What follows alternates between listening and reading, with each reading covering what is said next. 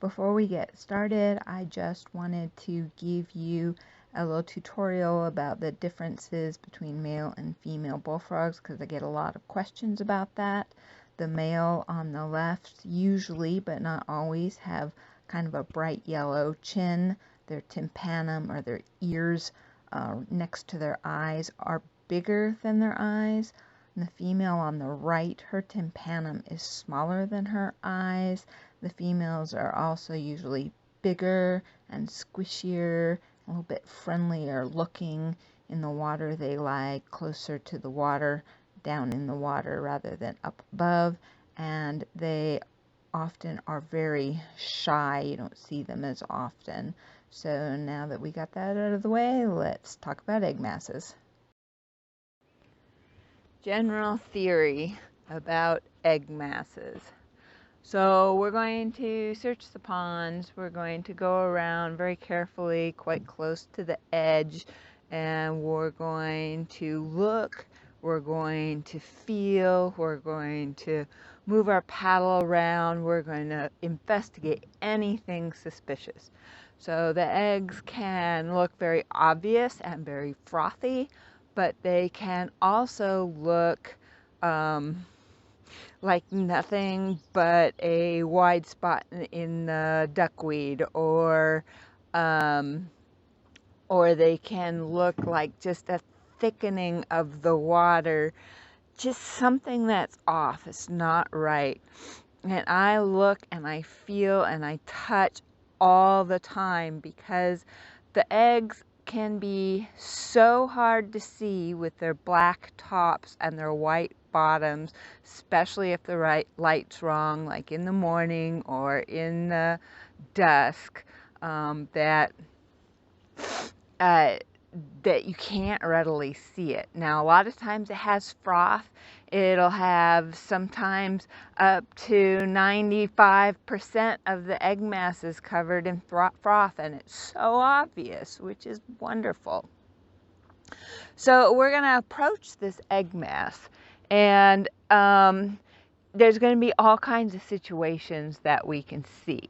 It'll be in any number of different types of vegetation.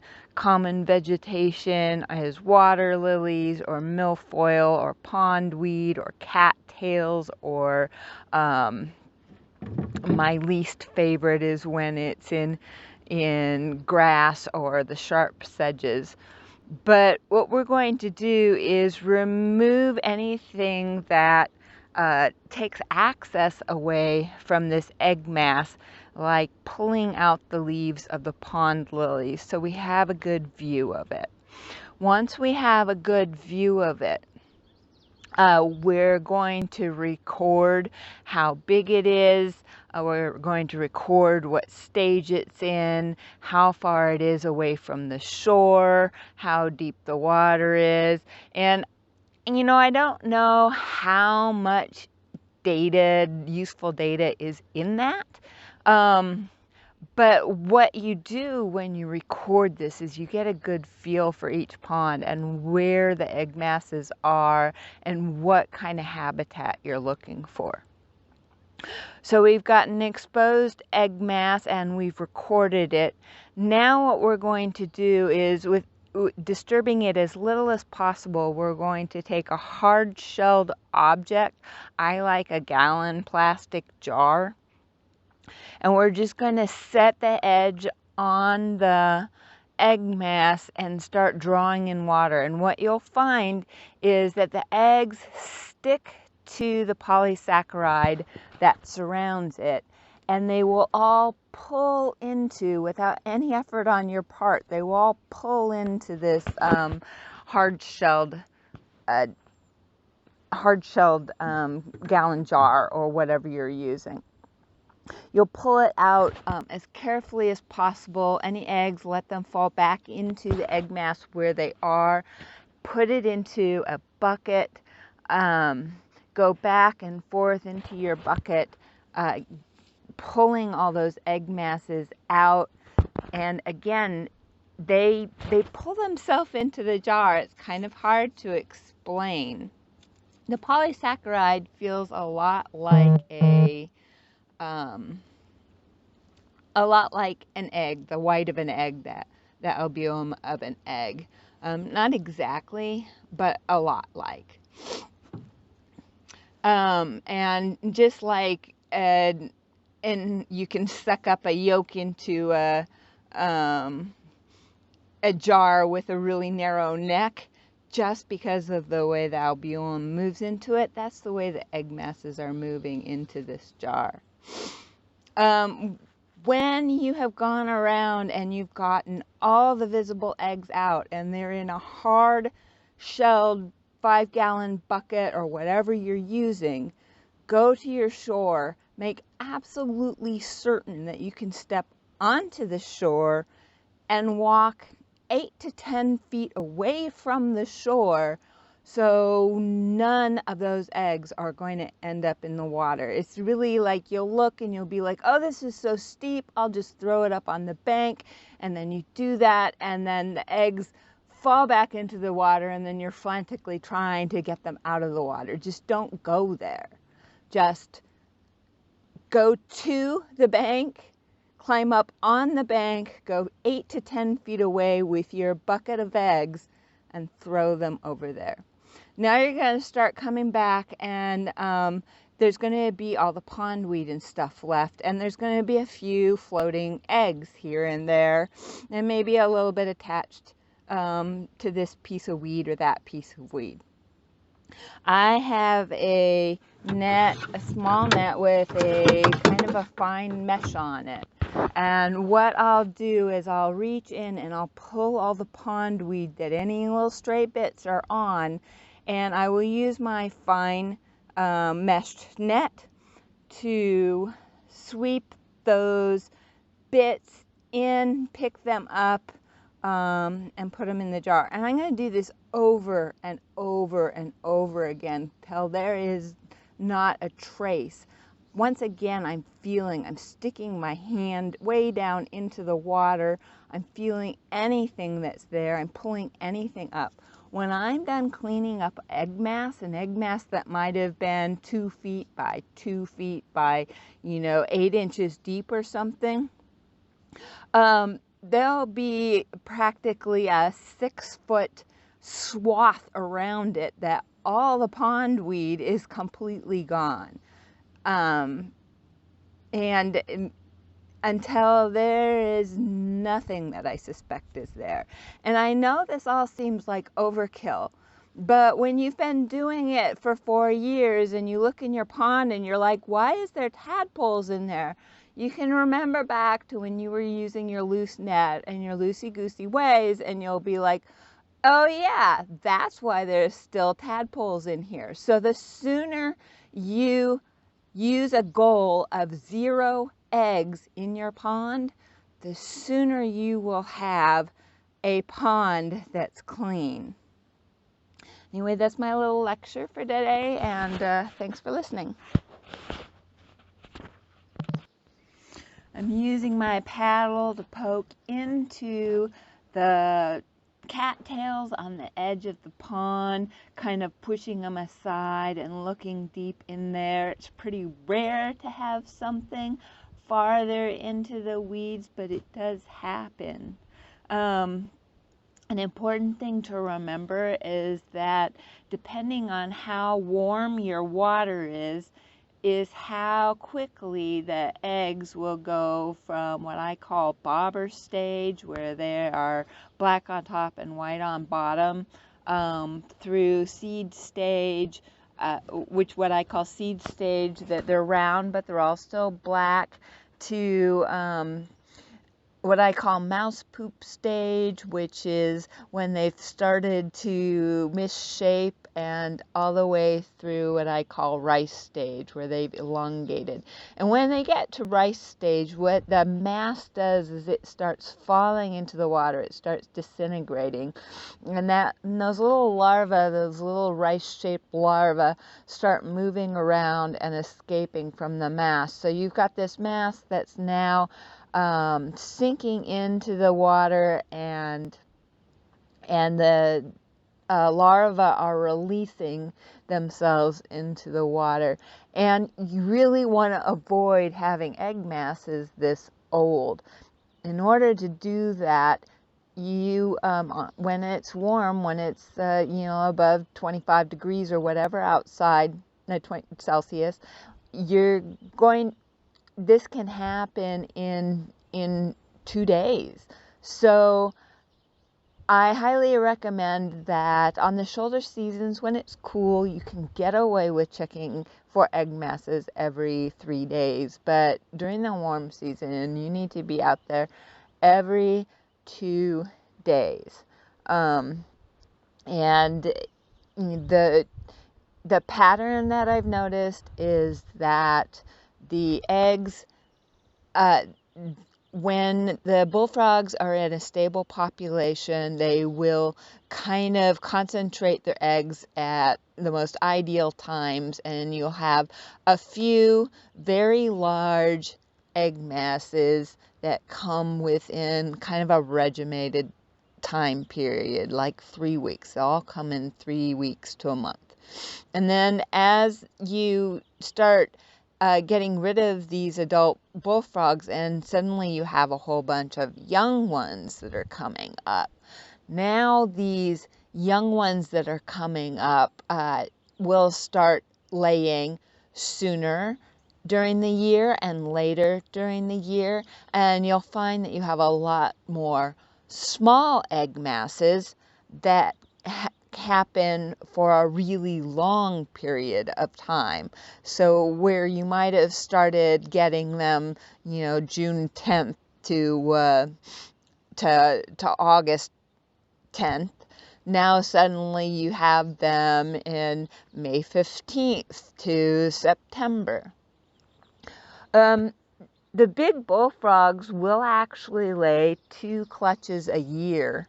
And that's something to look for when you're pulling out a bullfrog and you open it up. You can often see that there's one clutch ready to go, and back behind it's another clutch already forming.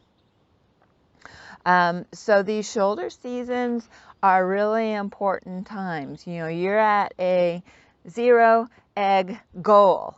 No eggs remain in the pond when you're done. So if you're at this 0 egg goal, you really need to make sure that you're hitting your shoulder seasons, even if you feel like you're wasting your time and you've been looking for 2 weeks and you haven't found anything. So why are you out here?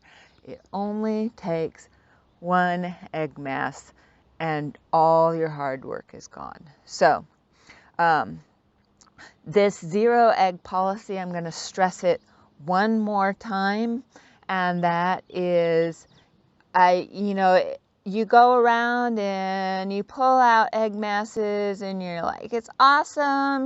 This was a 23,000 egg mass and I got almost everything.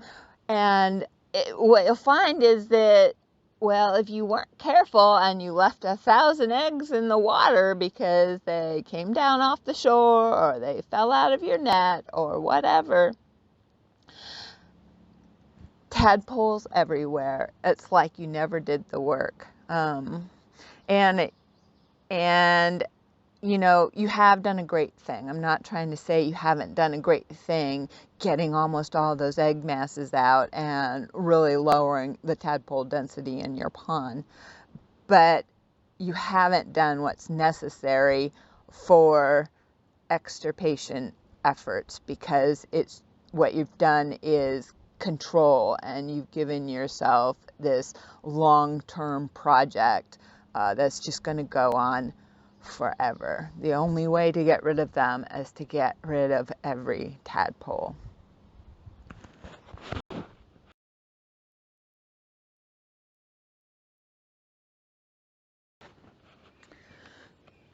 So talking about habitat, a couple of things that I've noticed, and one thing you can stress is just because something is typical doesn't mean that it's always.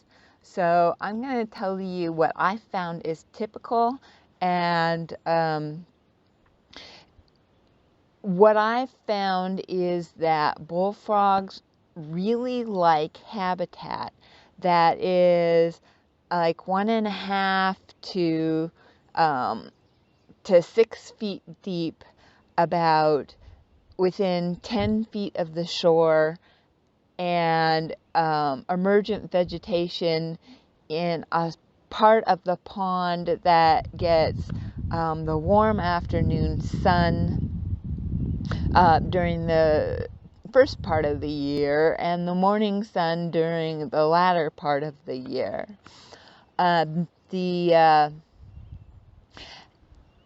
You don't see egg masses so much in a gradual sloped area. So if you have a grassy slope that goes down into a pond and it's, like 5% slope, I'm not expecting to see anything there. But if your pond goes cattails, 2 feet deep, water, that's where you're looking. One of the things that's really useful is if you can note in your head when you're out doing the work that where you're hearing the calling males. Even if you don't get them, they do tend to stay in their own space. So if you are able to know where they are, that's a good clue as to where you're going to find your egg masses. Not always. There's loud, kind of aggressive, territorial males, and there are smaller, quieter males. Bullfrogs tend to organize themselves when there's a lot of them into what are called leks. And a lek is often one bullfrog that's calling. He's taking all the risk for, he's more prone to predators now because he's taking this serious risk of being loud and noisy, and he'll have a bright yellow chest and he'll be way up out of the water and he'll just be booming away. And around him, you'll see 2 or 3 smaller, younger, sneakier males. And, when he's busy with the first female that comes along, they're going to poach the other females that come along behind without risk to them. So there are smaller, quieter, more whiter males. I'm not sure if the yellow is exactly a sign of dominance. In my mind it is, but I don't know the research on that. Anyway, that's habitat and where to look for your egg masses. Thanks.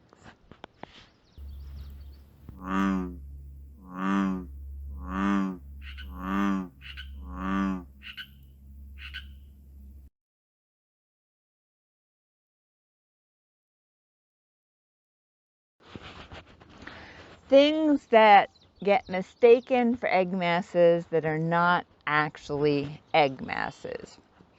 So I've mentioned that an egg mass can be in all different configurations. You can come in and you can have a frog that started laying deep in the water, and so there's kind of a trail of eggs deep into the water, and then there's a small amount that has come to the top and is floating on the top. Or you can have a frog that's laid everything on the top of the water, and you'll have this big sheet that can sometimes be more than 4 feet across and 3 feet in another direction, and sometimes the wind will blow it and it'll kind of disintegrate, and you'll have patches here and there. But typically you're looking for something that's about pizza-sized or larger sheet that's on the top of the water. So there are some things that mimic this and that people mistake for egg masses that really aren't. The most common thing that is mistaken is an algae mat. So the green algae that will float to the top often has black specks in it that kind of look like the rice stage of the egg formation. It'll have long, thin, black specks in it. And these algae mats look quite similar to many people. So if you go in there, and egg masses can be laid on algae, that is definitely a thing. But it's not algae. So if you feel the algae and it's slippery and slimy but doesn't feel egg-like, then you probably have an algae mat. Another thing that people mistake is a creature that's called a magnificent bryozoan, and this is a freshwater coral-like creature that creates a substrate of kind of a hard, very firm, round jelly that many little creatures live in, again, kind of like coral, and they poke out of there with their filtering cilia, and they pull things out of the water, and these can get quite large. They'll start small, just attached to some little piece of seaweed, and then they can get to basketball size or more. And because they're so big, people think, oh, that's a bullfrog egg mass, but really that's not. And another thing that you'll see is, I've mentioned several times that this often looks foamy. It looks like somebody just spit all over the water. Not always, but sometimes.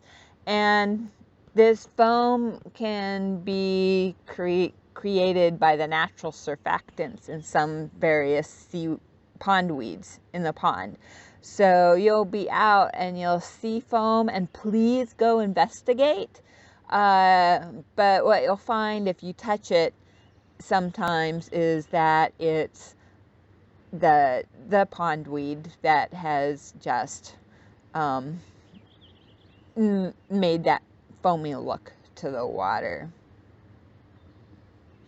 Those are the things that I've noticed that people most commonly mistake for egg masses.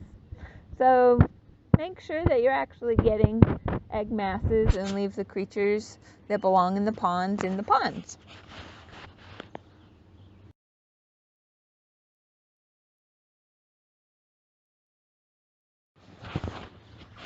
Egg mass searching technique. Forgive me if I am repetitive. I don't mean to be, but so if you go around quite close, like within 5 feet of the shore or the cattails, and you're looking and poking in the cattails, and you have this very narrow, focused gaze at the area where you are most likely to find egg masses, I will generally do a first pass just like this. And then what I will do is I will do at least one more pass around the pond, and this time I'll move a good 20 feet away from shore, and I'm going to unfocus my gaze a little bit. It's a bit like, going out and looking for mushrooms. The closer you look, suddenly it looks like there's this particular type of mushroom that you've looked for everywhere, and you're so focused on this mushroom that you miss all kinds of other things. So I do this focused gaze, and I find the most likely ones, and then I will do another pass around the pond that's about 20 feet out. And surprisingly, I find probably close to 10% of my egg masses on the second pass. So remember that frogs usually do the typical thing, but they don't always do the typical thing. And you want to look for these non-typical ones. So if you have a pond lily patch in your pond that you are surveying, make sure you're going through that pond lily patch fairly carefully, swinging back and forth. It's so hard paddling. I know the hard work you're doing, believe me, I know, but it's worth it. And step back and use your broad vision gaze as well as your narrow focused gauge.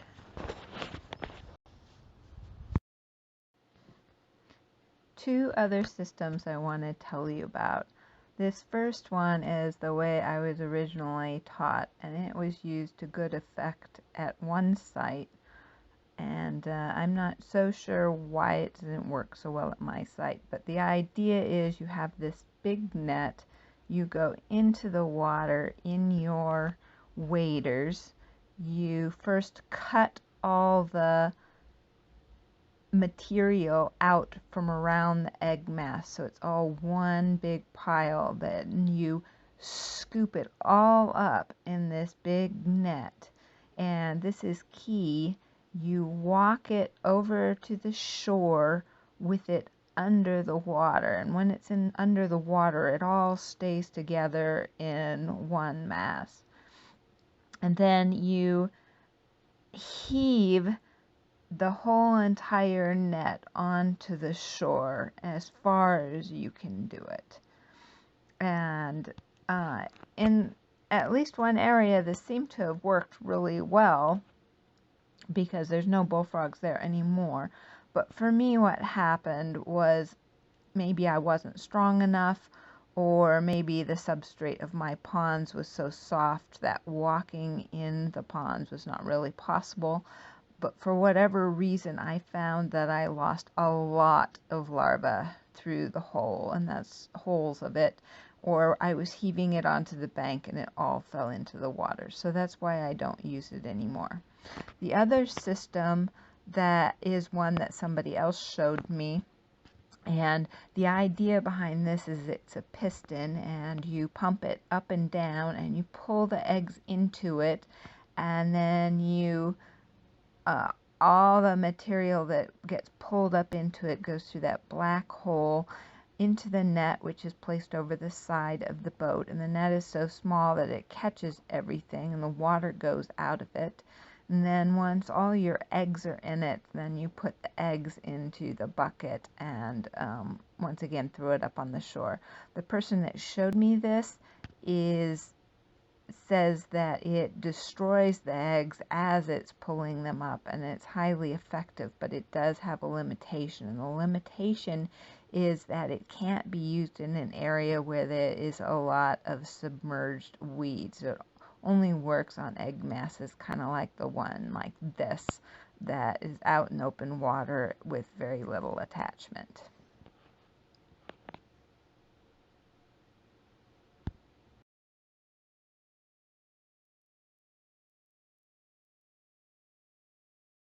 Here we go.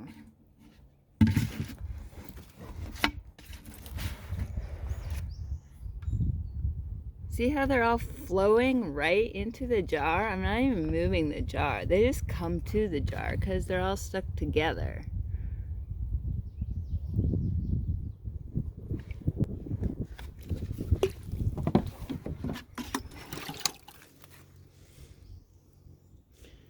I'm moving pretty slow because I don't want to break it up any more than it already is.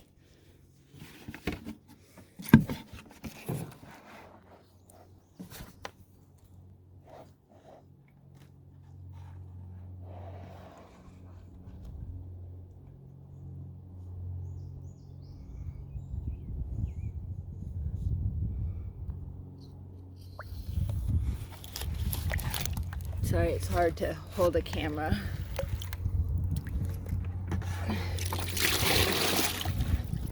They are in the bucket. I don't know if you can see them.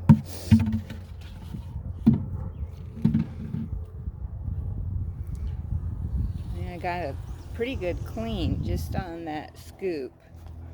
I'm gonna clean up over here before I work on the weeds that it's all in.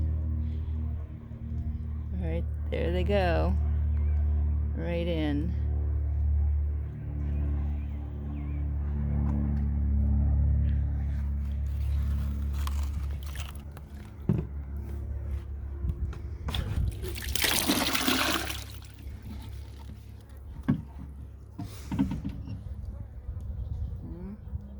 We're making a lot of progress.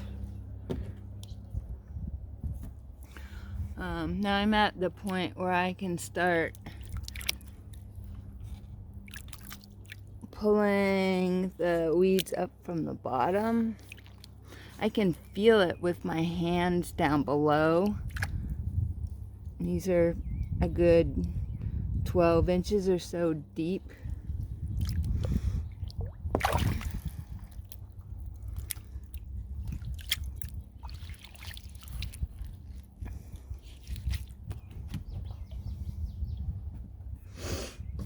I'm going to use my net to good effect.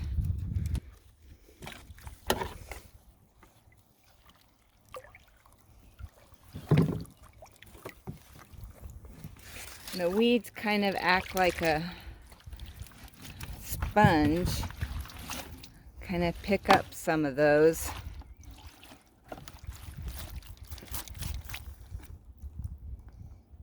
Notice it kind of drips, gives you an idea of what the texture is like.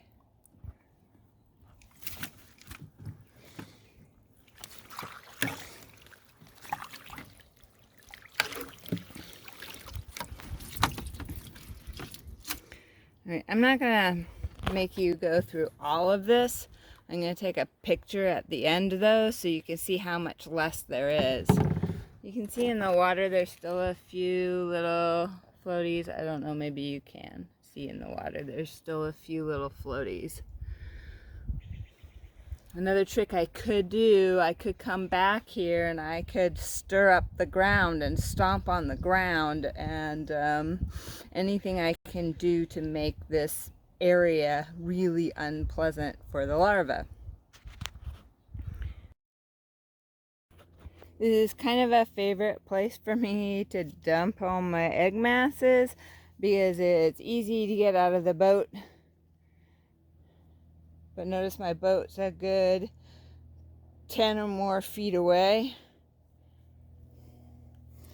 And there's several egg masses there from various times that I've been here.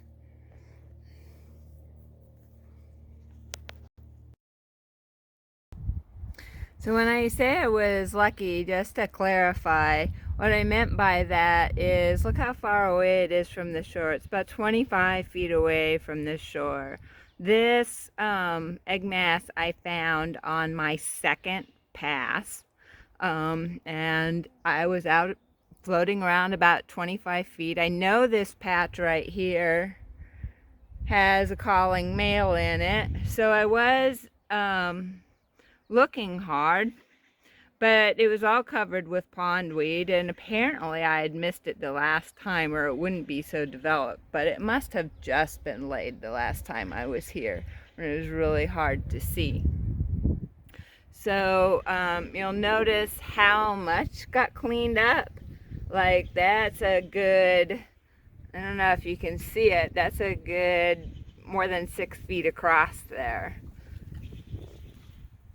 And I went over there and now I checked it to see if I saw any other little floaty things anywhere, and none of the edges of the pond weeds have anything floaty on it.